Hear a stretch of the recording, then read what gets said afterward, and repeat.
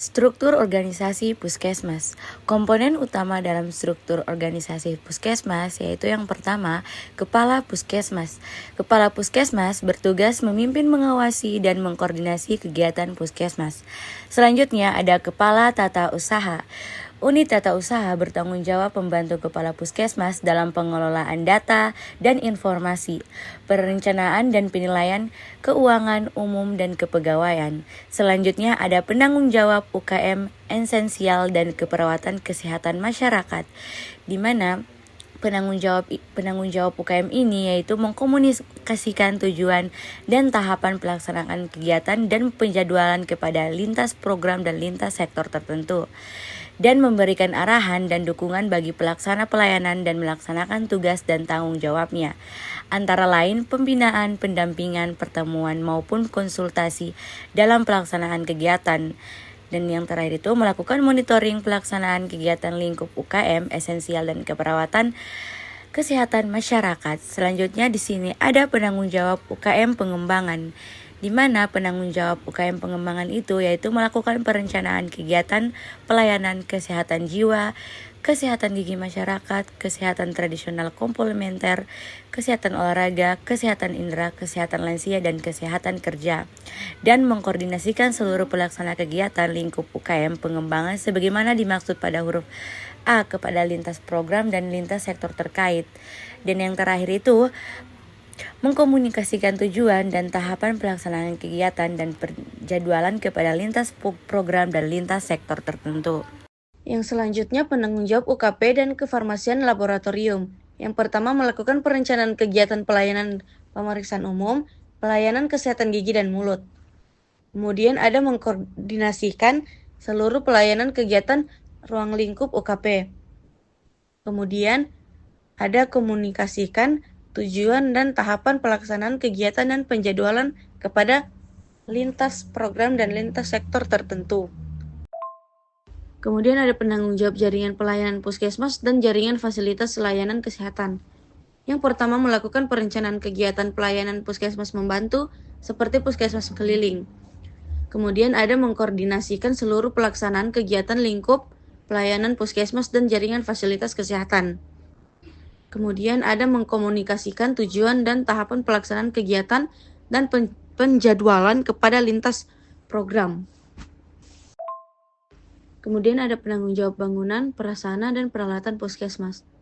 Yang pertama itu ada pelaksanaan manajemen bangunan, prasarana, dan peralatan puskesmas. Kemudian ada identifikasi masalah, analisis prioritas masalah, membuat tindak lanjut, dan mengevaluasi pengadaan. Kemudian ada pembuatan RUK, bangunan, prasarana, dan peralatan puskesmas. Kemudian ada penanggung jawab mutu. Yang pertama, menyusun program mutu yang mencakup mutu pelayanan. Kemudian pelayanan program mutu puskesmas yang mencakup mutu pada masing-masing unit. Kemudian ada pelaksanaan pemantauan dan evaluasi implementasi program mutu pada masing-masing unit, pelaksanaan pelayanan dan meliputi aspek kepemimpinan manajemen. Sumber daya manusia atau SDM di puskesmas.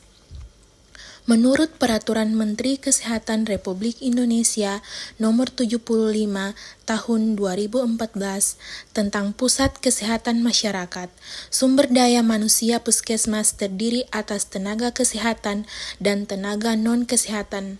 Jenis tenaga kesehatan di puskesmas paling sedikit terdiri atas: yang pertama, dokter atau dokter layanan primer; 2. Dokter gigi; 3. Perawat; 4.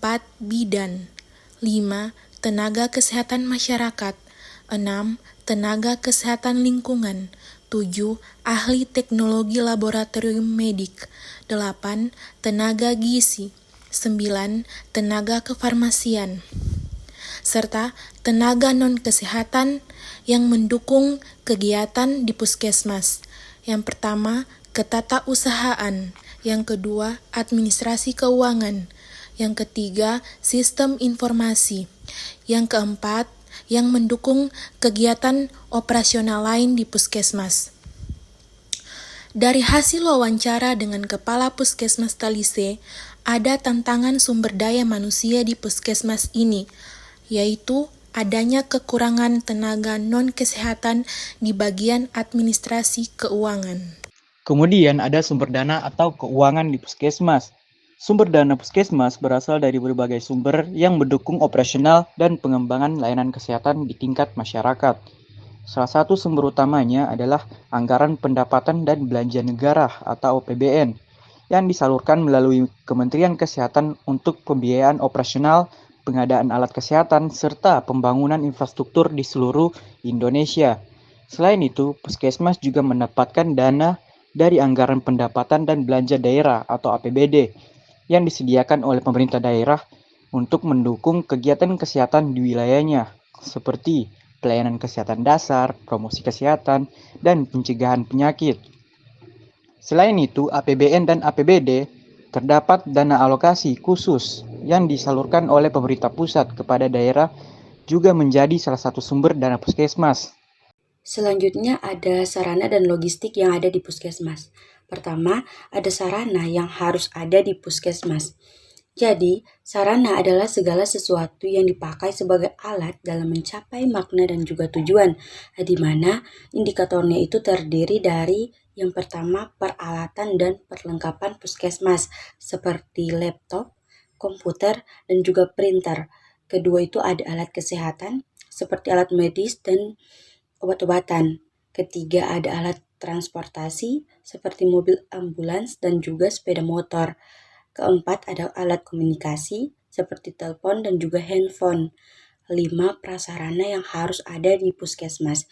Nah, jadi prasarana itu adalah penunjang utama terselenggaranya suatu proses, di mana indikatornya itu terdiri dari kondisi gedung, seperti gedung puskesmas, poliklinik umum, ruang rawat inap, ruang bersalin, poliklinik KIA dan juga KB, poliklinik gigi dan juga laboratorium. Yang kedua ada gedung obat-obatan atau apotik. Yang ketiga ada fasilitas umum atau puskesmas seperti area parkir dan juga halaman puskesmas. Nah, di sini ada pentingnya logistik dalam mendukung kegiatan puskesmas. Yang pertama itu tujuan operasional agar barang dan bahan tersedia dalam jumlah dan mutu yang tepat. Yang kedua ada tujuan keuangan agar operasional dapat melaksanakan dengan biaya yang serendah-rendahnya. Terus yang terakhir ada tujuan pengamanan agar persediaan tidak terganggu oleh kerusakan, penggunaan tanpa hak, pencurian, dan sebagainya. Upaya kesehatan masyarakat yang selanjutnya disingkat UKM adalah setiap kegiatan untuk memelihara dan meningkatkan kesehatan serta mencegah dan menanggulangi timbulnya masalah kesehatan dengan sasaran keluarga, kelompok, dan masyarakat. Sedangkan upaya kesehatan perorangan atau UKP adalah setiap kegiatan yang dilakukan oleh puskesmas untuk memelihara dan meningkatkan kesehatan, mencegah dan menyembuhkan penyakit, serta memulihkan kesehatan perorangan. Contoh program unit kesehatan masyarakat di puskesmas. Yang pertama, imunisasi. Yang kedua, promosi kesehatan berupa kunjungan ke rumah, penyuluhan, dan penanggulangan penyakit menular. Contoh kedua, program unit kesehatan perorangan di puskesmas. Yang pertama, layanan pemeriksaan kesehatan. Kedua, pengobatan penyakit dari pemeriksaan rutin hingga penanganan penyakit akut dan kronis. Dan yang terakhir, rujukan ke fasilitas lebih lanjut. Adapun beberapa rekomendasi untuk puskesmas Talise.